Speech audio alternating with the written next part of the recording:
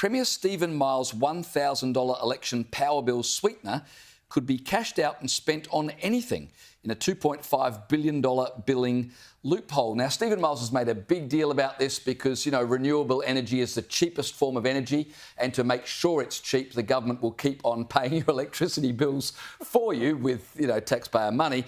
And so they are, on July 1st, giving a $1,000 credit to every household, ostensibly to pay down your power bill.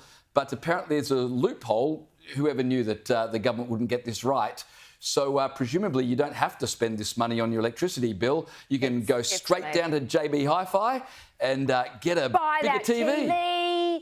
The mental gymnastics of what we're seeing occur here. Firstly, this $1,000 payout to everyone is paid for by coal royalties. I mean, this is ridiculous. And so we are now subsidising. So you've got renewable energy that's way more expensive. We just keep telling you it's cheap. And we are now subsidising you to put up with these extortionately high power bills.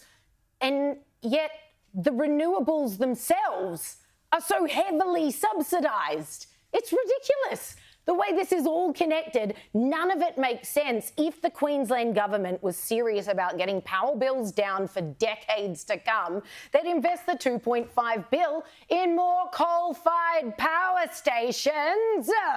And then everyone could just be happy again and actually afford some level of quality of life in the state of Queensland, which has long since been one of the most powerful mining states, along with WA, in our nation. I thought I'd seen the depths of stupidity, but I just cannot get over this, right? Because what is essential, if you can spend this money on anything you like, it's essentially a stimulus package, right? It's not a subsidy for your power, it's a stimulus package. Now, what happens when you give people a stimulus package? Well, they bloody well spend it. And what happens when people spend lots of money en masse? It creates inflation. And what happens when you have inflation? Your power bills go up. So what we're going to see here is that your power bills will go up more because Mr Miles gave you the money to pay for your power bill that you didn't then spend on your power bill. Because, of course, if that money goes directly to your power bill, it's $1,000 you've saved, but it's not $1,000 in your hand, right? Yes. So you're more likely to spend that $1,000 you've saved on important things like groceries or bills or other things that you have to deal with. But if you're struggling at the moment and someone comes and hands you a wad of cash, $1,000 in your hand, you're far more likely to go, well, oh my God, I've got $1,000 in my hand. It's bloody party time. Of course. I haven't been able to enjoy myself for a year.